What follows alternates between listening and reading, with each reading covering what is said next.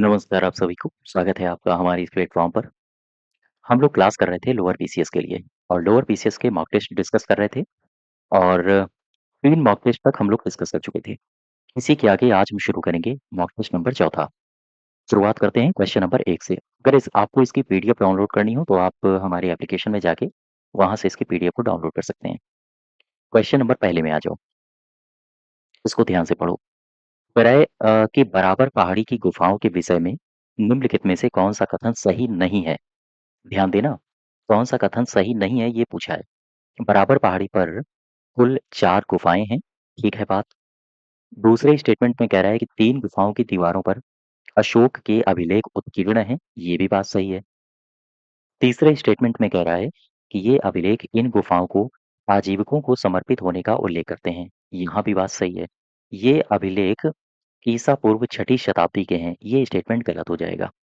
6ठी शताब्दी, वास्तव में अगर आप इसके काल की बात करोगे तो ये मौर्य काल से संबंधित हैं या हम कहें ये गुफाएँ मौर्य काल से मौर्य काल के आसपास की हैं। अब यहाँ पर 2-3 बातें समझना, बराबर की गुफाओं में ये सवाल आपसे पूछे जाते हैं। बराबर की गुफाएँ और साथ ही साथ आपने नाम सुना होगा नागार्जुनी, नागार्जुनी की पहाड़ी, ठीक है? एक सवाल बड़ा शानदार पूछा जाता है आपसे कि मुझे बताओ ये जो पहाड़ियाँ हैं, ये किस राज्य में पड़ती हैं? तो आंसर होना चाहिए आपका बिहार और बिहार में भी अगर आपसे पूछे तो जहानाबाद जिला एक पड़ता है, उसी के आसपास ये पहाड़ियाँ फैली हुई हैं, ठीक? ये अगर हम बराबर की बात करें, बराबर पहाड़ी, इसमें 4 गुफाएँ हैं और ये जो 4 गुफाएँ हैं, इसमें से जो 3 गुफाएँ हैं, ये 3 गुफा की दीवार पर अशोक के लेख मिलते हैं और जो चौथी गुफा है, इसमें लोमस ऋषि की गुफा के नाम से इसे जाना जाता है और मौखरी शासक एक हुए हैं, अवंती वर्मा, इनका लेख यहाँ पर मिलता है। तो 1 सही है, 2 सही है, 3 सही है, लेकिन चौथा ऑप्शन आपका गलत हो जाएगा। तो सही उत्तर होगा डी ऑप्शन। सेकंड में आ जाओ, दूसरा क्या कह रहा है? कह रहा है पांड्य राज्य की जीवन रेखा कौन-सी नदी थी? तो ये तो वेंकी नदी है, डी ऑप्शन सही होगा यहाँ पे, ठीक है? वेंगी नदी।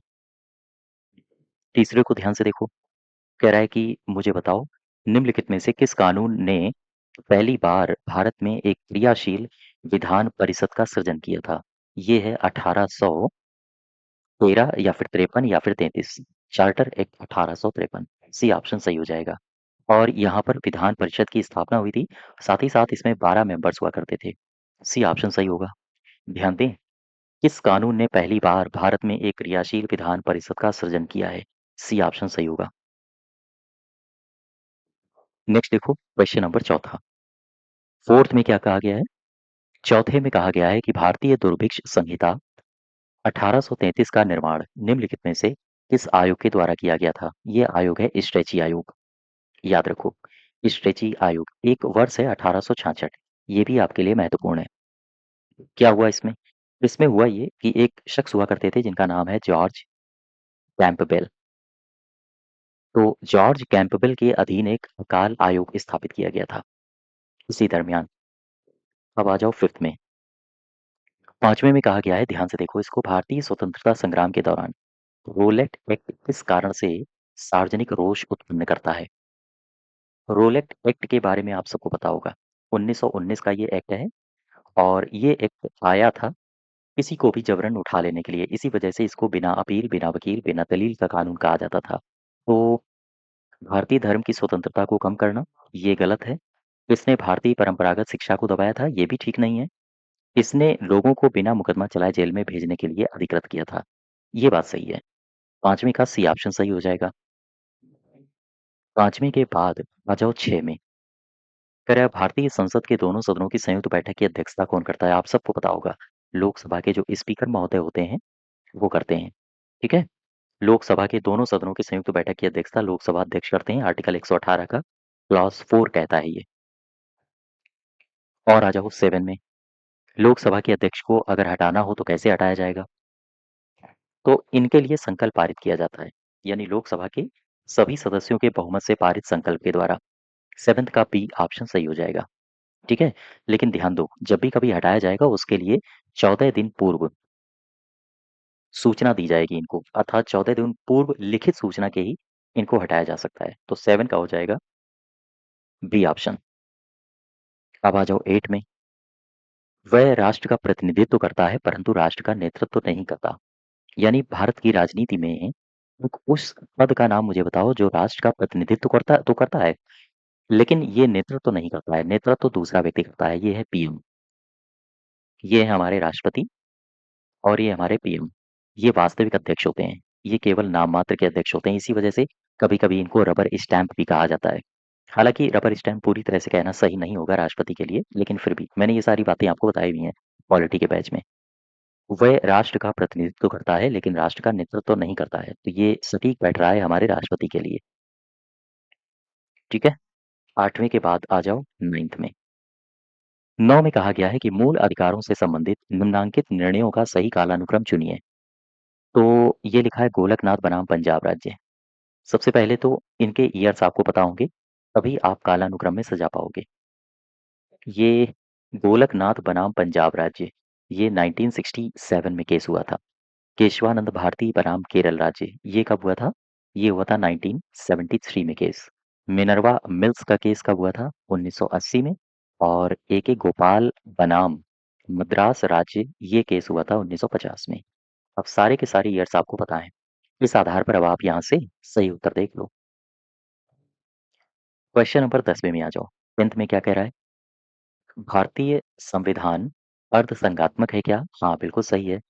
कारण में कह रहा है भारतीय संविधान न तो संघात्मक है और ना ही एकात्मक है। ये भी बात सही है। भारतीय संविधान अर्धसंघात्मक है। ठीक है। क्यों? क्योंकि ये ना तो संघात्मक है, ना ही एकात्मक है। फिर बना अर्धसंघात्मक। और ये बात सही है। यानी ए और आर दोनों सही हो जाएंगे। ये ऑप्शन। ठीक है। 10वें के बाद अब आ जाओ 11 में। 11th कह रहा है कि आर्थिक विकास में मानव संसाधन का योगदान। एक मिनट फिर से पढ़ो जरा इसको। कह रहा है आर्थिक विकास में मानव संसाधन का योगदान के संदर्भ में कौन से कथन सही हैं? आर्थिक विकास का जनसंख्या वृद्धि पर प्रभाव। ठीक है, आर्थिक विकास का जनसंख्या वृद्धि पर प्रभाव पड़ता है। दूसरे स्टेटमेंट में कह रहा है कि जनसंख्या वृद्धि का आर्थिक विकास पर उम, कौन से कथन सही हैं? जनसंख्या वृद्धि का आर्थिक विकास पर प्रभाव, ये भी बात सही है। दोनों स्टेटमेंट सही होने चाहिए, 11 का डी। ठीक है, अब आ जाओ 12 में। 12 क्या कह रहा है? इसमें कहा गया है कथन और कारण दिया है। वायुमंडल में नमी की मात्रा अक्षांश से संबद्ध होती है। क्या ये बात सही है? हाँ, ठीक है। वायुमंडल में नमी की जो मात्रा होती है वो अक्षांश से संबद्ध होती है। नमी को जलवाष्प के रूप में रखने की क्षमता तापमान से संबद्ध होती है। जस्ट वेट, इसको एक बार फिर से पढ़ो जरा। वायुमंडल में नमी की मात्रा अक्षांश से संबद्ध होती है। हाँ, ठीक है। अ, जो जैसे जैसे आप ऊपर जाओगे तो नमी की मात्रा में परिवर्तन होता जाता है। ये आपने पढ़ा होगा जियोग्राफी में। तो पहला तो स्टेटमेंट सही हो जाएगा। दूसरे में कहा गया है कि नमी को जलवाष्प के रूप में रखने की क्षमता तापमान से संबद्ध होती है। ये भी बात सही है। और क्या कारण ये स्पष्टीकरण सही है? वायुमंडल में नमी की मात्रा अक्षांश से संबद्ध है। क्योंकि नमी को जलवाष्प के रूप में रखने की क्षमता तापमान से संबंधित होती है। ये ऑप्शन सही हो जाना चाहिए। 12 का ए। एक कॉन्सेप्ट समझो। मैंने आपको अक्षांश देशांतर पढ़ाए थे। ये हो गया जीरो। ऊपर जाओगे तो आपको कर्क मिलेगा, नीचे आओगे तो आपको मकर मिलेगा। और भी कई सारे अक्षांश होते हैं। ठीक है। तो नमी की मात्रा बढ़ते अक्षांशों के अनुसार घटती जाती है। जैसे अगर हम उष्ण कटिबंध की बात करें तो उष्ण कटिबंध में नमी का जो प्रतिशत होता है लगभग 2.6% के आसपास होता है। लेकिन 50% अक्षांश पर ये लगभग 0.9% के आसपास होता है। ठीक है, तो कुल मिला के कहने का आशय है कि नमी की मात्रा बढ़ते हुए अक्षांश के आधार पर घटती क्रम में होती है। ये ऑप्शन यहाँ पे सही होगा। क्वेश्चन नंबर 13 में आ जाओ। 13 क्या कह रहा है? सूची 1 और सूची 2 को मिलाओ। एक तरफ राज्य दिए हैं, दूसरी तरफ पर्यटन केंद्र दिया है। जम्मू कश्मीर को मिला दो गुलमर्ग से। और अब आ जाओ आप पॉइंट कैलिमर। या हम कहें हिमाचल प्रदेश तो हिमाचल प्रदेश को मिला दो कसौली से। गुजरात को कहाँ मिलाओगे? गुजरात को मिला दो कुटवाड़ा से। और तमिलनाडु को मिला दो पॉइंट कैलिमर से। ठीक है, अब आप मैच करा लेना। क्वेश्चन नंबर 14 के पास चलो। बोकारो का तापीय बिजली घर ये कहाँ पे है? ये आपको मिलेगा झारखंड में। C option. 15 में कह रहा है कि दलहनी फसलों में संतुलित खाद का अनुपात यानी एनपीके ये कितना होता है? 1:2, 1:2:2। 16 में क्या कह रहा है? कह रहा है सही विकल्प की पहचान करो। राजस्व घाटा सरकार की राजस्व प्राप्तियों के ऊपर राजस्व व्यय के अधिशेष को बताता है। राजस्व घाटा सरकार की राजस्व प्राप्तियों के ऊपर राजस्व व्यय के अधिशेष को बताता है क्या? ठीक है। राजकोषीय घाटा सरकार की कुल व्यय और ऋण ग्रहण को छोड़कर कुल प्राप्तियों का अंतर होता है, ये भी बात सही है। फिर यहाँ पे आओ जरा, तीसरे में क्या कह रहा है? राजकोषीय घाटे में राजस्व घाटे का एक बड़ा अंश ये दर्शाता है कि उधार का एक बड़ा हिस्सा उपभोग व्यय के लिए उपयोग किया जाता है, ना कि निवेश के लिए। ये भी बात सही, यानी डी ऑप्शन सही होना चाहिए यहाँ पे।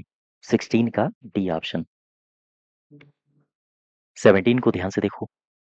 इसमें कह रहा है मुद्रा गुणक को प्रभावित करने वाले कारकों के संबंध में सही विकल्प की पहचान कर लो।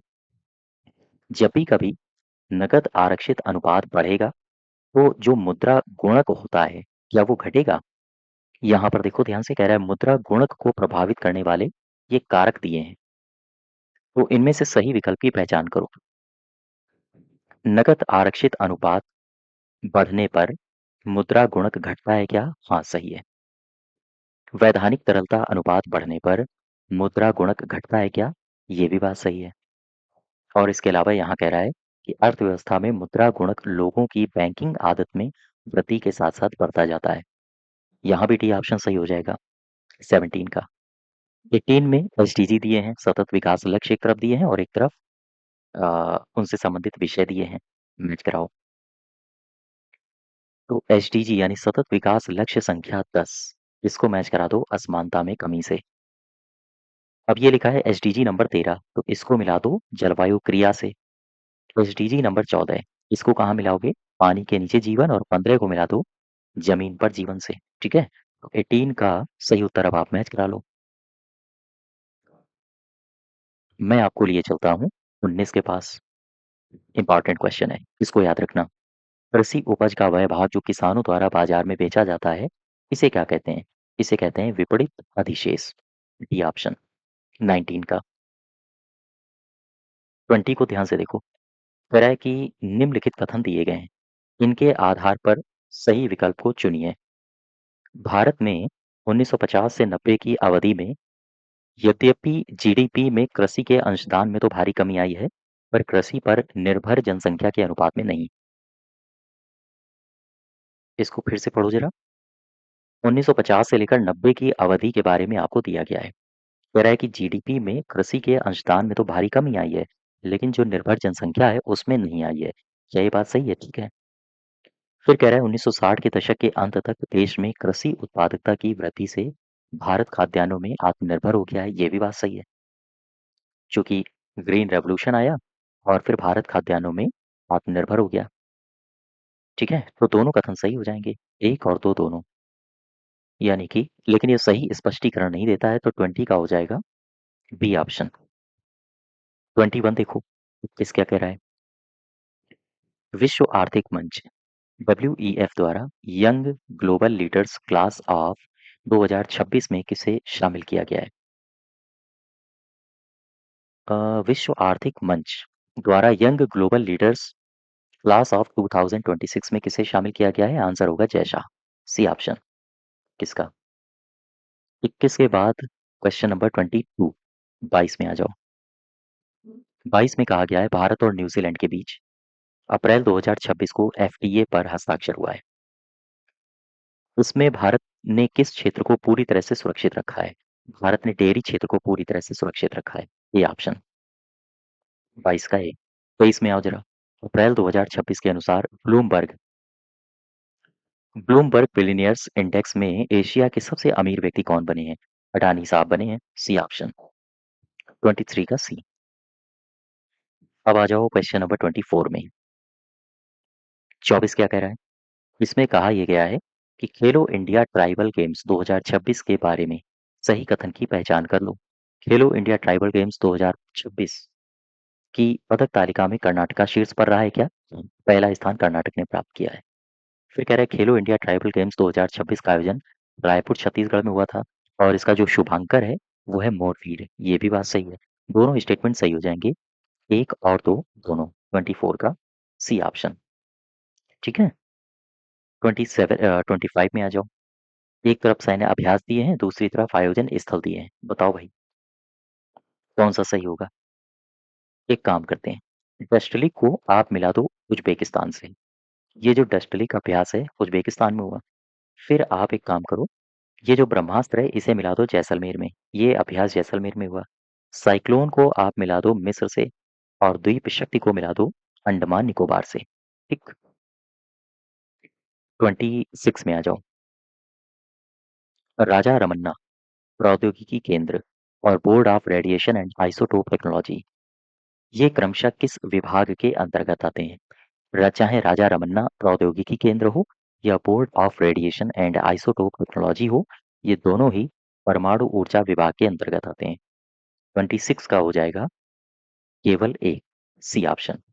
यहाँ तक क्लियर हो गई बात? क्वेश्चन नंबर 27 देखो। 27 में कह रहा है कि भारत में विज्ञान एवं प्रौद्योगिकी के विकास के संदर्भ में सही विकल्प की पहचान करो। मुगल काल में फैची ने भास्कर की लीलावती का अनुवाद किया था, बिल्कुल सही है। फिर सेकंड कह रहा है कि 13वीं शताब्दी में हंसदेव ने जीव विज्ञान के क्षेत्र में ग्रंथ मृगपाक्षी शास्त्र का संकलन किया था। ये भी बात सही है। दोनों स्टेटमेंट्स सही हो जाएंगे, सी ऑप्शन। 27 का सी। 28 में चलें। 28 को ध्यान से देखो। कह रहा है यहाँ पे बताओ मुझे कौन सा वो वर्ष है या हम कहें कौन सी वो तिथि है जिस तिथि को अधिसूचित किया गया था राष्ट्रीय भू स्थानिक नीति 2022, जिसका उद्देश्य है भू स्थानिक डेटा और सेवाओं तक पहुंच को उदार एवं लोकतांत्रिक बनाना, नवाचार को बढ़ावा देना और शासन व्यवसायों और शिक्षा जगत में इसके व्यापक उपयोग को सक्षम बनाना। आंसर हो जाएगा 28 दिसंबर 2022। ठीक है। याद रखो राष्ट्रीय भू स्थानिक नीति 2022 को कब अधिसूचित किया गया था? 28 दिसंबर 2022 को। अब आ जाओ 29 में। अंतरिक्ष प्रौद्योगिकी के संदर्भ में हाल ही में खबरों में रहा भुवन, ये क्या है? तो ये भारत में दूरस्थ शिक्षा को बढ़ावा देने के लिए अ, इसरो के द्वारा लॉन्च किया गया एक छोटा उपग्रह था क्या? या फिर चंद्रयान द्वितीय के लिए अगले चंद्रमा प्रभाव की जांच को दिया गया नाम था? या फिर भारत की 3D इमेजिंग क्षमताओं के साथ इसरो का एक जियो पोर्टल है? ये बात सही है। भारत की 3D इमेजिंग क्षमताओं के साथ इसरो का एक जियो पोर्टल है। सी ऑप्शन सही हो जाएगा। ठीक है। क्वेश्चन नंबर 30 में आ जाओ। आप भारतीय अंतरिक्ष नीति ये कब लागू की गई थी? आंसर होगा 2023। अप्रैल 2023 में इसे लागू किया गया था। 31 क्या कह रहा है? 31 में कहा गया है कि रक्षा प्रौद्योगिकी के लिए शुरू की गई निम्नलिखित योजनाओं में से सही विकल्प की पहचान करो। आईडेक्स योजना। आईडेक्स इसका पूरा नाम आपसे पूछेगा तो बता देना, innovations for defence excellence. IDEX योजना को वर्ष 2021-22 से लेकर 25-26 की अवधि के लिए 498.78 करोड़ रुपए के बजट के साथ स्वीकृति प्रदान की गई थी। ठीक है। अदिति इसका पूरा नाम पूछे तो बता देना, acting development for innovative technologies with iDEX. इस स्कीम को वर्ष 2023-24 से 25-26 के लिए 750 करोड़ रुपए के बजट के साथ इसे मंजूरी प्रदान की गई थी। ये भी बात सही है। तीसरे में कह रहा है ये दोनों ही योजनाएं डिफेंस इनोवेशन ऑर्गेनाइजेशन के माध्यम से वित्तीय सहायता प्रदान करती हैं। ये सारे स्टेटमेंट सही हैं, यानी कि उपर्युक्त सभी। डी ऑप्शन सही होगा। ठीक है। और आगे बढ़ो। 32 में आ जाओ। 32 क्या कह रहा है? इसमें साफ साफ कहा गया है कि प्रोजेक्ट कुशा के बारे में मुझे सही विकल्प बता दो कौन सा है। इसका विकास डीआरडीओ कर रहा है, बिल्कुल ठीक है। ये इसके तहत छोटी दूरी की सतह से हवा में मार करने वाली मिसाइलें विकसित की जाएंगी। ये गलत लिखा है। छोटी दूरी की, यहाँ पर होना चाहिए लंबी दूरी की। ठीक है। यानी प्रोजेक्ट कुचा में लॉन्ग रेंज मिसाइलें विकसित की जा रही हैं, छोटी दूरी की नहीं। दूसरा गलत है। 2028-29 तक इसके पूरा होने का अनुमान लगाया गया है। ये भी बात सही है। एक और तीन सही होना चाहिए। यहाँ पर डी ऑप्शन इसका सही होगा। एक और तीन। ठीक। अब आ जाओ 33 में। राजीव गांधी राष्ट्रीय बौद्धिक संपदा प्रबंधन संस्थान ये कहाँ पर है? बता दो, ये है नागपुर में। नागपुर, महाराष्ट्र। क्वेश्चन नंबर 34 में आ जाओ। भारत में भूतापीय ऊर्जा का संभावित क्षेत्र, इसका नाम है अल होनी, ये किस राज्य में है? ध्यान दो। भारत में भूतापीय ऊर्जा का एक संभावित क्षेत्र है जिसका नाम है अल होनी, ये पड़ता है मध्य प्रदेश में। B option. 35 के पास चलो। कह रहा है मुझे बताओ, भारत के त्रिस्तरीय असैन्य नाभिकीय ऊर्जा कार्यक्रम के अंतर्गत द्वितीय चरण में ईंधन के रूप में किसका इस्तेमाल किया जाता था? भारत का जो त्रिस्तरीय असैन्य नाभिकीय ऊर्जा कार्यक्रम है, उसमें पहला चरण हुआ। ठीक, पहला चरण मैंने डिटेल में आपको पढ़ाया था। फिर दूसरा चरण आया, ये भी मैंने आपको बताया था। फिर तीसरा चरण आया, ये भी मैंने आपको बताया था। कह रहा है कि दूसरे चरण में ईंधन के रूप में किसका इस्तेमाल होता था? आंसर है प्लूटोनियम या थोरियम या प्राकृतिक यूरेनियम या फिर संवर्धित संवर्धित कोल। क्या होगा इसका सही उत्तर? इसका सही उत्तर होगा 35 का ए, प्लूटोनियम। 36 में आ जाओ। मवेशियों जैसे कि रोमंथी जंतुओं में कहाँ पर उपस्थित जीवाणु सेलुलोज के पाचन में सहायता करता है? तो बताओ, प्रथम आमाशय यानी कि रूमेन में उपस्थित जीवाणु सेलुलोज के पाचन में सहायक होता है।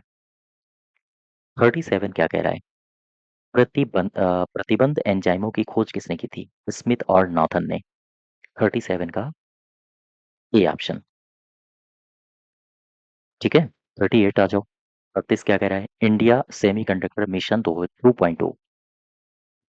इंडिया सेमीकंडक्टर मिशन 2.0 की घोषणा ये किस बजट में हुई थी? बता दूं, अभी ये जो बजट आया था इसी में हुई थी, 2026-27 में। बी ऑप्शन सही होगा 38 का। 39 क्या कह रहा है? C2S, इसका पूरा नाम अगर आपसे पूछे तो बता देना, चिप्स टू स्टार्टअप।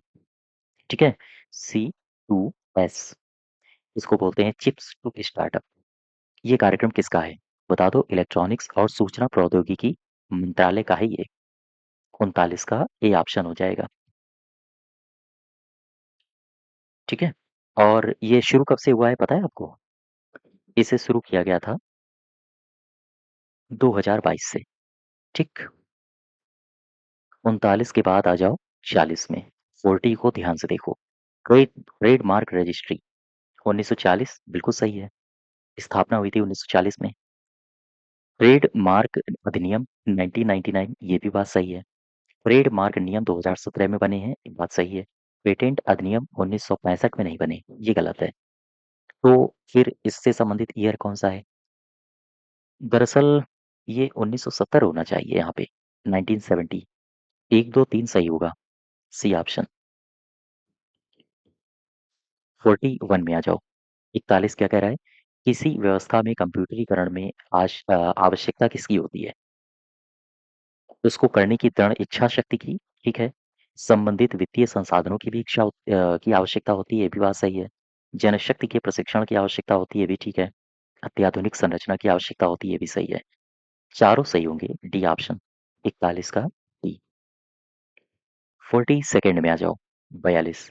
नीचे दिए गए कूटों की सहायता से कृत्रिम बुद्धिमत्ता के संदर्भ में सही कथनों की पहचान करो। यंत्राधिगम, बोले तो मशीन लर्निंग एआई का एक उपसमूह है। क्या ये बात सही है? हाँ, ठीक है। पर्यवेक्षित अधिगम में चिन्हित निवेशी डेटा के बिना कंप्यूटर सिस्टम को प्रशिक्षित किया जाता है। यहाँ पर कह रहा है कि सही कथन कौन से हैं उनको पहचानो। पर्यवेक्षित अधिगम में चिन्हित निवेशी डेटा के बिना कंप्यूटर सिस्टम को प्रशिक्षित किया जाता है। यहाँ पर लिखा है निवेशी डेटा के बिना, ये गलत होगा। फिर कह रहा है मशीनें जांच और भूल के माध्यम से सीखती हैं और उन्हें प्रबलन अधिगम के दौरान प्रतिफल मिलता है, ये भी बात सही है। ए और सी, यानी कि बी ऑप्शन सही होना चाहिए 42 का। ठीक है। ए और सी। और आगे बढ़ो। ई गवर्नेंस के 4 स्तंभ कौन से होते हैं? रट लो। ई गवर्नेंस के 4 स्तंभ होते हैं, पीपल, प्रोसेस, टेक्नोलॉजी और रिसोर्स। यानी कि लोग, प्रक्रिया, प्रौद्योगिकी, संसाधन। लोग, प्रक्रिया, प्रौद्योगिकी, संसाधन। ये ऑप्शन सही होगा। ठीक है। A option. एक सवाल और आपसे बड़ा शानदार पूछा जाता है, इसको भी याद रखना, एग्जाम में पूछा जा सकता है। एक शख्स हुए हैं जिनका नाम है गार्डनर। तो गार्डनर साहब के आधार पर के अनुसार ई गवर्नेंस ई गवर्नेंस जो विकास मॉडल है, इसके 4 चरण बताए गए हैं। ये 4 चरण याद रखना। एक है सूचना, दूसरा है बातचीत, तीसरा है लेन-देन और चौथा है परिवर्तन। परिवर्तन, ये याद रखना गार्डनर साहब के अनुसार। ठीक है? और आगे बढ़ें, 44th में आ जाओ। 44 क्या कह रहा है? कह रहा है निम्नलिखित में से किस नाम का जानवर था जिसे 1957 में अंतरिक्ष में भेजा गया था? ये लाइका है। लाइका नाम की आपने पढ़ा होगा कुतिया थी और उसे भेजा गया था। ठीक? यहाँ पर मैं 2-3 बातें लिखे दे रहा हूँ। ये 2-3 बातें आप याद रखना। अच्छा, ये जो लाइका भेजी गई थी, ये स्पुतनिक 2 से भेजी गई थी। 1959, ये ईयर और आपके लिए महत्वपूर्ण है। 1959 में एक का नाम है एबल और दूसरे का नाम है बेकर। एबल और बेकर, ये 2 बंदर हुआ करते थे। इन्हें अंतरिक्ष में भेजा गया था। फिर आया वर्ष 1960। 1960 में क्या हुआ? 1960 में स्पुतनिक 5 से एक कुत्ता भेजा गया। इसका नाम था बेल्का। ये कुत्ता भेजा गया। ठीक है? अगर आपसे सवाल पूछे स्टैटिक जीके में पहले अंतरिक्ष यात्री कौन थे? आंसर होगा यूरी गागरिन। और पहली महिला अंतरिक्ष यात्री कौन थी? तो वैलेंटाइना तेरेस्कोवा। इनका नाम, दोनों लोगों का नाम याद रखो। अब वापस आ जाओ। 44 का बी आंसर। 44 के बाद 45 के पास चलो। 45 कह रहा है कि एक भू स्थिर उपग्रह का काल कितना होता है? तो बता दो, 24 घंटे होता है। 46 में क्या कहा गया है? निम्नलिखित में से किसे राजस्थान के बारां जिले के शेरगढ़ वाइल्ड लाइफ सेंचुरी में तैनात गार्ड को वाइल्ड लाइफ रेस्क्यू कंजर्वेशन में उनके शानदार योगदान के लिए WWF मछली नेशनल अवार्ड से सम्मानित किया गया है? नाम क्या है इनका? 46 का ए ऑप्शन, अनीता चौधरी। ठीक है? 47 क्या कह रहा है? एक सामान्य बातचीत की तीव्रता डेसिबल में इनमें से किसके बीच रहती है? ये 35 से 60 के बीच रहती है। 47 का सी ऑप्शन हो जाएगा। 48 क्या कह रहा है? मुझे बताओ सतत विकास क्या है? ये आर्थिक विकास भी है, पर्यावरणीय विकास है, सामाजिक विकास है, ऑल ऑफ द एबव। 49 देखो। 49 में कह रहा है कि निम्नलिखित जैव भू रासायनिक चक्रों में से किसमें चट्टानों का अपक्षय चक्र में प्रवेश करने वाले पोषक तत्व के निर्मुक्त होने का मुख्य स्रोत है? यहाँ से पढ़ो ध्यान से। चट्टानों का अपक्षय चक्र में प्रवेश करने वाले पोषक तत्व से के निर्मुक्त होने का मुख्य स्रोत, ये मैंने आपको फास्फोरस चक्र में बताया था। याद आ रहा है कुछ? 49 का सी, फास्फोरस चक्र। फिर आ जाओ क्वेश्चन नंबर 50। 50 क्या कह रहा है? पर्यावरण संरक्षण एजेंसी EPA के अनुसार निम्नलिखित में से कौन सा सल्फर डाइऑक्साइड उत्सर्जनों का सबसे बड़ा स्रोत है? पर्यावरण संरक्षण एजेंसी के अनुसार निम्नलिखित में से कौन सा सल्फर डाइऑक्साइड उत्सर्जनों का सबसे बड़ा स्रोत है? अ, सल्फर डाइऑक्साइड उत्सर्जन का सबसे बड़ा स्रोत पूछ रहा है ना? जीवाश्म ईंधनों का उपयोग करने वाले रेल इंजन लोकोमोटिव, या फिर जीवाश्म ईंधनों का इस्तेमाल करने वाले जहाज, या फिर अयस्कों से धातुओं का निष्कर्षण से सबसे ज़्यादा SO2 यानी सल्फर डाइऑक्साइड उत्सर्जन होता है, या फिर जीवाश्म ईंधनों का उपयोग करने वाले विद्युत संयंत्र। डी ऑप्शन सही होना चाहिए 50 का। 50 का डी ऑप्शन। 51 में आ जाओ। सही विकल्प कह रहा है पहचान लो। अंतर्राष्ट्रीय वित्तीय सेवा केंद्र प्राधिकरण, इसका हेडक्वार्टर है गांधीनगर में। ठीक है। अंतर्राष्ट्रीय एकीकृत पर्वतीय विकास केंद्र का मुख्यालय है काठमांडू में। ये भी बात सही है। दोनों स्टेटमेंट्स सही है, यानी कि सी ऑप्शन, 51 का सी। ठीक। बाजो 52 कह रहा है मुझे बताओ, एक कार्बन क्रेडिट को किसके तुल्य माना जाता है? एक कार्बन क्रेडिट, इसे किसके तुल्य माना जाता है ये पूछ रहा है। तो बता दो, 1000 किलोग्राम CO2। डी ऑप्शन, ठीक है? 53 क्या कह रहा है? 53 में कहा गया है कि राष्ट्रीय वन नीति को कब शुरू किया गया था? इसमें 3 ईयर्स हैं, तीनों ईयर्स आप याद रखो। एक है 1894 1894, 1952 और एक है 1988। ये 1894 ये पहली राष्ट्रीय वन नीति है और 1952 में ये स्वतंत्र भारत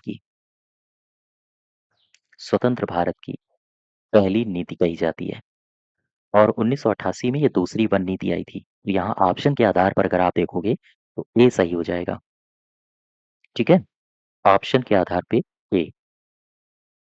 54 में आ जाओ।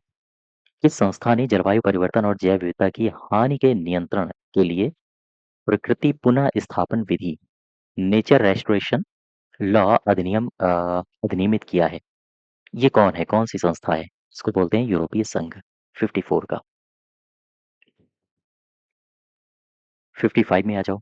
55 क्या कह रहा है? कह रहा है 50 से अधिक देशों द्वारा समर्थित संयुक्त राष्ट्र का मौसम परिवर्तन समझौता ये कब से प्रभावी हुआ है? ये पूछ रहा है। तो बता दो आप। ये प्रभावी हुआ है मार्च 1994 से। ठीक है, मार्च 1994। 56 में आ जाओ। 56 क्या कह रहा है? कह रहा है निम्नलिखित में से एनडीएमए के उद्देश्य मुझे बता दो क्या है? ज्ञान, नवाचार, शिक्षा के माध्यम से रोकथाम, तैयारी और समुत्थानशीलता की संस्कृति को बढ़ावा देना। बिल्कुल सही है। विकासात्मक नियोजन प्रक्रिया की मुख्य धारा में आपदा प्रबंधन को जोड़ना, ये भी बात सही है। फिर तीसरा कह रहा है कि आपदा प्रबंधन के लिए जन माध्यमों के साथ बाध्य एवं परिवर्तनकारी सक्रियता सुनिश्चित करना, ये भी सही है। ये ऑप्शन सही होना चाहिए 56 का। ठीक है, अब आ जाओ 57 में। कह रहा है जिला आपदा प्रबंधन प्राधिकरण के बारे में सही विकल्प मुझे बता दो कौन सा है? जिलाधिकारी या उपायुक्त डीडीएमए का अध्यक्ष होता है, बिल्कुल ठीक है। स्थानीय प्राधिकार का निर्वाचित प्रतिनिधि डीडीएमए का पदेन अध्यक्ष होता है, ये भी बात सही है। और तीसरे स्टेटमेंट में कहा गया है कि जनजातीय क्षेत्र के मामलों में स्वशासी जिले की जिला परिषद का मुख्य कार्यकारी सदस्य डीडीएम का पदेन सह अध्यक्ष होता है, ये भी सही है। डी ऑप्शन सही होना चाहिए 57 का डी। 58 में आ जाओ। 58 क्या कह रहा है? मध्य प्रदेश में आपदा प्रबंधन और राहत कार्यों की जिम्मेदारी एनडीआरएफ की कौन सी बटालियन देखती है? तो ये वाराणसी वाली देखती है। और वाराणसी में कौन सी बटालियन है? 11th। मैंने आपको इसके आरआरसी बताए थे। ये आरआरसी एक भोपाल में भी है ना? तो वही देखता है। ये ऑप्शन सही हो जाएगा। 59 में आ जाओ। 59 कह रहा है कि सर्पदंश के लिए पायलट प्रोजेक्ट उत्तर प्रदेश सरकार ने जिन जिलों से शुरू किया था उनमें कौन सा शामिल नहीं था? बाराबंकी था, गाजीपुर था, सोनभद्र था, लेकिन ये प्रतापगढ़ नहीं था। डी ऑप्शन गलत हो जाएगा। क्वेश्चन नंबर 60 देखो। 60 में कह रहा है 60 में कह रहा है कि वर्तमान में भारत को कितने भूकंपीय जोनों में बांटा गया है? तो आंसर क्या होगा? भूकंपीय जोन है वर्तमान में 4। हालांकि जो नया मैप भारत सरकार ने जारी किया था उसे सरकार ने फिर से वापस ले लिया है, कंस्ट्रक्शन वगैरह में दिक्कत आ रही थी। तो 4 सही उत्तर होगा। 61 में क्या कहा गया है? प्रधानमंत्री के 10 सूत्रीय एजेंडा जो आपदा जोखिम न्यूनीकरण से संबंधित है, इसमें से 7वां एजेंडा क्या है? ये एजेंडा याद रखना। पहले एजेंडे का विषय क्या है, दूसरे एजेंडे का विषय क्या है, तीसरे का विषय क्या है, चौथे का विषय क्या है? ठीक है, तो ये जो टोटल 10 सूत्रीय एजेंडा है, यहाँ से सवाल आपसे पूछे जा सकते हैं। इन्हीं में से कहा गया है कि मुझे बताओ 7वां एजेंडा कौन सा है? वैश्विक जोखिम मानचित्रण से संबंधित है? नहीं। समर्पित विश्वविद्यालयों का नेटवर्क से संबंधित है? ये भी गलत है। सोशल मीडिया और मोबाइल प्रौद्योगिकी के प्रयोग से संबंधित है? ये बात सही है। 61 का सी ऑप्शन। 62 में क्या कहा गया है? संयुक्त राष्ट्र के सभी सदस्य देश तथा अन्य देशों की एक बैठक जो संबंधित है प्राकृतिक आपदा न्यूनीकरण से। विश्व कॉन्फ्रेंस 23 से लेकर 27 मई 1994 को आयोजित की गई और ये किस शहर में इसका आयोजन किया गया? ये पूछ रहा है। बता दो, जापान के योकोहामा में। ठीक है, 63 में आ जाओ। 63 याद रखो, इंपॉर्टेंट है, आपसे सवाल पूछा जा सकता है।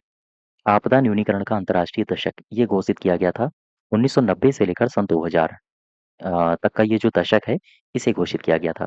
यहाँ पर 1990 होना चाहिए। ये टाइपिंग एरर हो गई है। 63 का ए ऑप्शन। 64 में आ जाओ। 64 क्या कह रहा है? 64 में कहा गया है, मुझे बताओ सुनामी के संबंध में सही विकल्प की पहचान करो। सुनामी को वैज्ञानिक रूप से उथले पानी की लहरें भी कहा जाता है, ठीक है? इसकी गति उथले समुद्र में ज़्यादा और गहरे समुद्र में 1 मिनट, इसकी जो गति होती है वो उथले समुद्र में ज़्यादा होती है और गहरे समुद्र में कम होती है, ठीक है?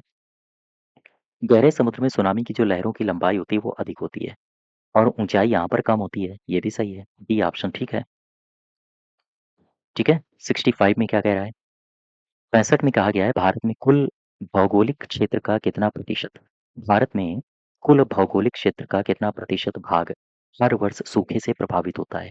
एनसीईआरटी का डेटा है, इसको याद रखना। 19%। B option. 65 का बी। अब आ जाओ 66 में। कह रहा है, भारतीय सेना के सेंट्रल कमांड ने किस शहर में अपने पहले रणनीतिक सम्मेलन का आयोजन किया है? भारतीय सेना के सेंट्रल कमांड ने किस शहर में अपने पहले रणनीतिक सम्मेलन का आयोजन किया? आंसर क्या होगा इसका? इसका आंसर होना चाहिए लखनऊ। 66 का हो जाएगा डी ऑप्शन। इसके बाद आ जाओ 67 में। कह रहा है, मुझे बताओ 24 मार्च 2026 को प्रदेश के मुख्यमंत्री योगी आदित्यनाथ ने लखनऊ में निवेशकों को सुगम पारदर्शी पूर्वानुमेय सेवाएं प्रदान करने के लिए किस उन्नत डिजिटल प्लेटफॉर्म का शुभारंभ किया? क्या बता सकते हो? उद्यमी दोस्त नहीं है, गलत है। निवेश मित्र 3.0, ये सही होगा। 67 का बी ऑप्शन। 68 के पास चलो। क्या कह रहा है? हाल ही में चर्चा में रही यमुना क्षेत्र पेयजल परियोजना के संबंध में सही स्टेटमेंट कौन सा है? नवंबर 2025 में उत्तर प्रदेश के आगरा नगर निगम ने यमुना क्षेत्र पेयजल परियोजना का कार्यान्वयन प्रारंभ कर दिया है। बात सही है। इसके तहत लगातार जल संकट से प्रभावित क्षेत्रों में घरों तक पीने योग्य पानी की निरंतर पहुंच प्रदान की जाएगी। ये भी बात सही है। इस योजना का लक्ष्य नई पाइप लाइनें बिछाना, पुरानी पाइप लाइनों की मरम्मत, ओवरहेड टैंक स्थापित करना और व्यक्तिगत जल कनेक्शन से वंचित घरों के लिए अंतिम छोर तक कनेक्टिविटी सुनिश्चित करना है। ये भी बात सही है। सारे स्टेटमेंट सही हो जाएंगे, डी ऑप्शन। अब आ जाओ 69 में। साउंड्स ऑफ कुंभ। महाकुंभ से प्रेरित संगीत के संबंध में निम्नलिखित कथनों में से सही कथन की पहचान करो। अ, फिर से पढ़ो जरा। साउंड्स ऑफ कुंभ, महाकुंभ से प्रेरित ये संगीत है, इसके संबंध में सही कथन की पहचान करो। जरा पढ़ो कौन कौन से कथन दिए हैं। सबसे पहला स्टेटमेंट दिया गया है, एल्बम साउंड्स ऑफ कुंभ सिद्धांत भाटिया द्वारा निर्मित 12 ट्रैक का प्रोडक्शन है। ठीक है। इसे अनुष्का शंकर और बैंड शक्ति जैसे प्रसिद्ध कलाकारों के साथ सर्वश्रेष्ठ संगीत एल्बम श्रेणी में नामांकित किया गया है। ये भी बात सही है। दोनों सही हो जाएंगे, सी ऑप्शन। अब आ जाओ 70। 70 में कहा गया है कि देख लो सही स्टेटमेंट कौन सा है इनमें से। हाल ही में अयोध्या में दीपोत्सव के दौरान 1100 स्वदेश निर्मित ड्रोन्स की सहायता से रामायण की विभिन्न झांकियों को प्रदर्शित किया गया। इस कार्यक्रम का प्रबंधक जो मंत्रालय है वो है पर्यटन एवं संस्कृति मंत्रालय। ये बात सही है। इंस्पायर मानक योजना के अंतर्गत उत्तर प्रदेश में सबसे अधिक नामांकन दर्ज किए गए हैं। ये योजना विद्यालय स्तर पर छात्रों में नवाचार और मौलिक सोच को प्रोत्साहित करने के लिए शुरू की गई थी। ये भी बात सही है। दोनों स्टेटमेंट सही हो जाएंगे, सी ऑप्शन। ठीक है। अब आ जाओ 71। क्या कह रहा है?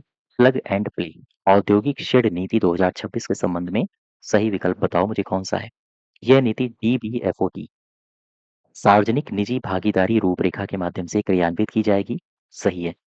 पीपीपी के अंतर्गत प्लग एंड प्ले औद्योगिक शेड नीति उत्तर प्रदेश के औद्योगिक विकास के लिए एक संरचनात्मक समाधान प्रदान करती है। ये भी बात सही है। स्टेटमेंट दोनों सही है। 71 का सी ऑप्शन। ठीक है। और आगे बढ़े। अब 72 की तरफ चलो। कह रहा है कि मुझे बताओ उत्तर प्रदेश निर्यात प्रोत्साहन नीति ये कब से कब तक लागू की जाएगी? तो ये पता होना चाहिए आपको। ये लागू की जाएगी 2025 से लेकर 30 तक। ठीक है। अवधि याद रखना। फिर 73 में आओ। कह रहा है उत्तर प्रदेश के किस शहर में लंका मीनार है? 73rd का हो जाएगा ए आंसर, कालपी में। 74 के पास चलो, क्या कह रहा है?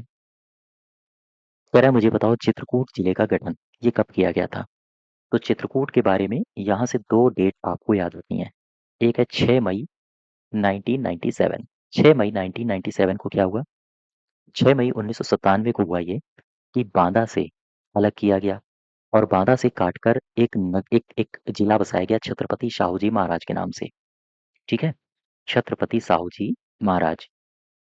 और इसके बाद फिर क्या हुआ? एक तारीख आती है 4 सितंबर 1998। यही जो छत्रपति साहू जी महाराज था, इसे बदल के कर दिया गया चित्रकूट। ठीक? तो आंसर हो जाएगा 4 सितंबर। 1 मिनट, गलत मैंने टिक कर दिया। 4 सितंबर 1998, सी ऑप्शन। बात समझ पा रहे हो? और आगे बढ़ें। 74 का हो जाएगा सी ऑप्शन। 74 के बाद चलो चलते हैं 75 के पास। कह रहा है 1858, यानी कि 28 अप्रैल 1858 को ब्रिटिश सेना ने 52 स्वतंत्रता सेनानियों को एक इमाली या इमली के वृक्ष पर फांसी दे दी थी। तब से इसे कहा जाता है बावनी इमली। बावनी मतलब 52 स्वतंत्रता सेनानी है इसमें। और ये बावनी इमली ये कहाँ पर है? ये है फतेहपुर में, ये ऑप्शन। ठीक है? 76 में आ जाओ। मुझे बताओ उत्तर प्रदेश सरकार के द्वारा इस वर्ष एक विकेंद्रीकृत एवं प्रशासनिक सुधार आयोग का गठन किया गया था। आंसर होगा 1995। याद कर लो। 1995, बी ऑप्शन। एक अधिनियम और पूछा जाता है, ये हाल ही में चर्चा में रहा था, करंट अफेयर में आपने पढ़ा भी होगा। 1986, 1986 का उत्तर प्रदेश उत्तर प्रदेश गैंगस्टर्स और असामाजिक असामाजिक गतिविधियां गतिविधियां रोकथाम अधिनियम। ये उत्तर प्रदेश से संबंधित है, आपसे ईयर पूछेगा, ये याद रखना। तो इसमें सही उत्तर क्या होगा? B option. 77 में आ जाओ, क्या कह रहा है? जनगणना 2011 के आधार पर उत्तर प्रदेश में न्यूनतम लिंगानुपात वाला जिला मुझे बता दो कौन सा है, तो बागपत हो जाएगा, या गाजियाबाद, या फिर गौतम बुद्ध नगर, औरैया, या फिर श्रावस्ती। क्या बताओगे आप? 77 का आप गौतम बुद्ध नगर, इसे सही कर दो। 78 क्या कह रहा है? कह रहा है मुझे बताओ कौन सा ख्याल गायन की शैली के बनारस घराने के संस्थापक थे? गोपाल मिश्रा साहब।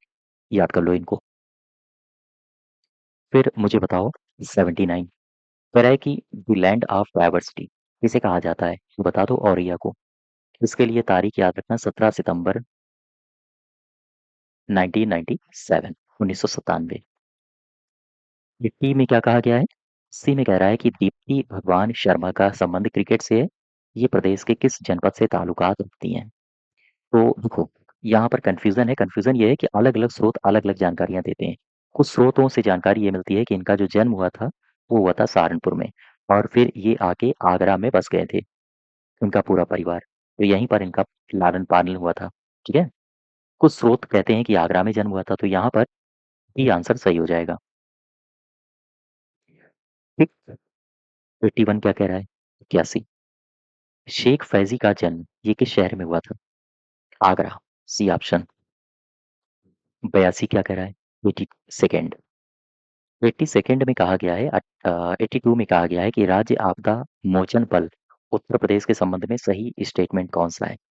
पढ़ो जरा, यहाँ पे आओ। स्टेटमेंट ये दिए हैं, इन स्टेटमेंट्स को पढ़ो। कह रहा है कि राज्य आपदा मोचन बल का जो गठन हुआ था 2016 में हुआ था, बिल्कुल सही है। प्रयागराज में इसका मुख्यालय है? नहीं, लखनऊ में इसका मुख्यालय है, ये गलत है।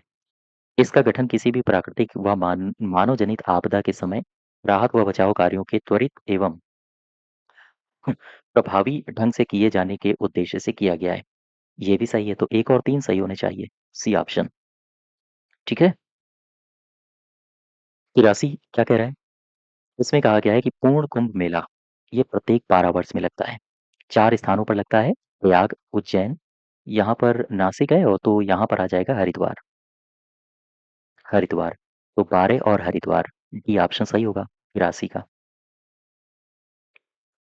अब आ जाओ 84 में। 84 क्या कह रहा है? उत्तर प्रदेश के मुख्यमंत्री हैं योगी आदित्यनाथ। इन्होंने देश के पहले बायोपॉलिमर संयंत्र का शिलान्यास ये किस जिले में किया है? बता दो, लखीमपुर खीरी में किया है। डी ऑप्शन 84 का। उसके बाद आ जाओ 85 के पास। कह रहा है मुझे बताओ अटल युवा महाकुंभ के संबंध में सही कथन की पहचान करो। लखनऊ में इसका आयोजन अटल बिहारी वाजपेयी जी के जन्म शताब्दी के अवसर पर हुआ था। बिल्कुल सही है। 25 सितंबर को सुशासन दिवस मनाया जाता है। ये भी सही है। इसका उद्घाटन आदित्यनाथ साहब और राजनाथ सिंह जी ने किया था। सही है। ये ऑप्शन सही होना चाहिए। त्वरित सारी। अब आ जाओ 86 में। 86 को ध्यान से देखो। ये लिखा है एनटीएफएस। एनटीएफएस का पूरा नाम क्या है? उसको बोलते हैं न्यू टेक्नोलॉजी फाइल सिस्टम। लिख लो, पूछा जा सकता है। एनटीएफएस, इसको बोलते हैं न्यू टेक्नोलॉजी फाइल सिस्टम। ठीक है। इसके द्वारा डेवलप किया गया है माइक्रोसॉफ्ट के द्वारा। तो एनटीएफएस की तुलना में एफएटी 32 फाइल सिस्टम की विशिष्टता क्या है? विशिष्ट विशेषता क्या है? दरअसल ये पुराने सिस्टम के साथ बेहतर अनुकूलता, ये ऑप्शन सही हो जाना चाहिए। कंपैटिबिलिटी या फिर सुरक्षात्मक गुण या फिर आकार का समर्थन, ये ऑप्शन सही होगा 86 का। 87 क्या कह रहा है? 87 में क्या कहा गया है? Main frame computer mini computer से किस प्रकार से भिन्न है? मेन फ्रेम में इसमें बड़ी मेमोरी भंडारण क्षमता होती है। बिल्कुल सही है। उसमें छोटे आकार की डिस्क का इस्तेमाल किया जाता है। नहीं, ये गलत है। छोटे आकार की नहीं होती है। प्रोसेसिंग गति तेज होती है। हाँ, ये भी कह सकते हैं। मिनी कंप्यूटर से सस्ता होता है। नहीं, सस्ता नहीं होता है। एक और तीन, एक और तीन, 87 का। ठीक है। 87 का सी ऑप्शन। अब आ जाओ 88 के पास। कह रहा है निम्नलिखित में से मुझे बताओ गलत कौन सा है? तो रजिस्टर में इंस्ट्रक्शन या स्टोरेज एड्रेस हो सकता है लेकिन डेटा नहीं हो सकता है। ये गलतियां है। कौन सा गलत है, यही सही हो जाएगा। ये ऑप्शन। ठीक। दूसरे में आ जाओ। कैश मेमोरी बहुत तेजी से कार्य करती है लेकिन इसकी क्षमता कम होती है। हाँ, ये बात सही है। रीड ऑनली मेमोरी में रीड ऑनली मेमोरी के मेमोरी चिप में बेसिक इनपुट आउटपुट सिस्टम, जिसे बायस कहते हैं, को स्टोर किया जाता है। ठीक है बात। इंटरनल मेमोरी की स्टोरेज क्षमता कम होती है और यह परिवर्तनशील होती है। तो यहाँ पर कह रहा है गलत कौन है ना? तो ये ऑप्शन गलत हो जाएगा 88 का। और आगे बढ़े। 89 के पास चलो। 89 में कह रहा है मशीन लर्निंग में रिग्रेशन। या ये सवाल बहुत बार एग्जाम में रिपीट हुआ है, ध्यान रखना। कभी रिग्रेशन की परिभाषा पूछता है, कभी पूछता है कि किस प्रकार की लर्निंग मशीन लर्निंग में ये कंपैटिबल है। ऐसे सवाल पूछता है। तो मशीन लर्निंग में रिग्रेशन के संबंध में सही स्टेटमेंट बताओ। रिग्रेशन अनसुपरवाइज्ड तकनीकी को संदर्भित करता है। ये गलत है। यहाँ पर गलत हो जाएगा। रिग्रेशन है तो फिर सुपरवाइज्ड लर्निंग होना चाहिए। फिर कह रहा है रिग्रेशन में दो वेरिएबल होते हैं, डिपेंडेंट और इंडिपेंडेंट। ठीक है। तीसरे में कह रहा है इसका लक्ष्य असतत लेबल की भविष्यवाणी करना है। असतत नहीं, सतत। ये गलत है। ये गलत है। केवल दो सही होगा। यानी कि 89 का हो जाएगा सी ऑप्शन। 90 के पास चलें। चलो, पढ़ो जरा 90 को। विशिष्ट लेन देन संदर्भ संख्या एक। कितने वर्ण का कोड होता है जिसका उपयोग आरटीजीएस आरटीजीएस प्रणाली में लेन देन विशिष्ट रूप से पहचानने के लिए किया जाता है? इसके लिए 22 का होता है। 22 अंकों का होता है। और ये यूटीआर होता है। यूटीआर का फुल फॉर्म पता है आपको? इसको बोलते हैं यूनिक ट्रांजेक्शन रेफरेंस। तो आंसर हो जाएगा सी। 91 क्या कह रहा है? डिजिटल हस्ताक्षर सत्यापन में पब्लिक कुंजी का कार्य क्या होता है? पब्लिक कुंजी का काम क्या होता है? पब्लिक कुंजी का काम होता है डिजिटल हस्ताक्षर को एनक्रिप्ट करना, नहीं डिक्रिप्ट। ये सही होगा। 91 का बी ऑप्शन। 92 के पास चलो। तरह किस प्रकार की क्रिप्टोग्राफी में एन्क्रिप्शन और डिक्रिप्शन के रूप में एक ही कुंजी का इस्तेमाल होता है? तो बता दो, सिमेट्रिक की क्रिप्टोग्राफी। ठीक है। या एसिमेट्रिक या फिर प्राइवेट या फिर उपरोक्त में से कोई नहीं। ये सही होना चाहिए। किस प्रकार की क्रिप्टोग्राफी में एन्क्रिप्शन और डिक्रिप्शन के रूप में एक ही कुंजी का इस्तेमाल होता है? Symmetric cryptography. 92 का ये ऑप्शन। 93 के पास चलो। कह रहा है मुझे बताओ एमएस एक्सेल 2010 में सेल की सामग्री के माध्यम से स्ट्राइक करने के लिए निम्नलिखित में से किस कीबोर्ड शॉर्टकट का इस्तेमाल करते हैं? Control plus 5। B option. 93 का बी। कौन सा रजिस्टर निर्देश चक्र में प्राप्त अंतिम निर्देश को रखता है? 1 मिनट इसको फिर से पढ़ो ज़रा, क्या कह रहा है? कौन सा रजिस्टर है निर्देश चक्र में प्राप्त अंतिम निर्देश को रखता है? ये आईआर हो जाएगा, जिसको बोलते हैं इंस्ट्रक्शन रजिस्टर। 94 का बी। एक होता है प्रोग्राम रजिस्टर। आमतौर पर अगली जो इंस्ट्रक्शन की स्थिति के मेमोरी लोकेशंस होते हैं, उनके एड्रेस को खोजने में इसका प्रयोग किया जाता है। लेकिन यहाँ पर 94 का हो जाएगा बी ऑप्शन। ध्यान देना, रजिस्टर जो निर्देश चक्र में प्राप्त अंतिम निर्देश को रखता है, बी ऑप्शन कहलाता है, यानी कि इंस्ट्रक्शन रजिस्टर। 95 के पास चलो। कह रहा है मुझे बताओ सेकेंडरी मेमोरी के बारे में निम्नलिखित में से कौन सा कथन गलत है? बता सकते हो? इसे बैकअप मेमोरी के रूप में जाना जाता है। हाँ ठीक है, ये बैकअप है। इसका उपयोग डेटा को स्टोर करने के लिए किया जाता है। बिल्कुल सही है, ये एक वोलाटाइल नहीं है, नॉन वोलाटाइल होगा। फिर कह रहा है ये चुंबकीय और ऑप्टिकल है। ठीक है, यहाँ सी गलत है। कौन सा कथन गलत है? सी। 95 का सी। 96 में आ जाओ, इसको ध्यान से पढ़ो। कह रहा है मुझे बताओ कौन है जो फायरवॉल को परिभाषित करता है सही रूप से? एक सॉफ्टवेयर का नाम है, हम कह सकते हैं, ठीक है। एक हार्डवेयर डिवाइस, यह नियमों के एक सेट के आधार पर नेटवर्क ट्रांसमिशन को अनुमति या अस्वीकार करने के लिए सॉफ्टवेयर और हार्डवेयर दोनों का संयोजन है। ये सही है, सी ऑप्शन यहाँ पर बिल्कुल सही होगा। 96 का सी। इसके अलावा डी में क्या कह रहा है? यह नेटवर्क ट्रांसमिशन कोई भी और किसी को भी अनुमति देने के लिए सॉफ्टवेयर और हार्डवेयर आधारित उपकरणों का एक संयोजन है। 96 का सी सही होगा। 97 क्या कह रहा है? नेटवर्क सुरक्षा के संदर्भ में ट्रोजन, ये क्या है? एक ट्रोजन सॉरी ये ट्रोजन क्या है? एक प्रोटोकॉल है।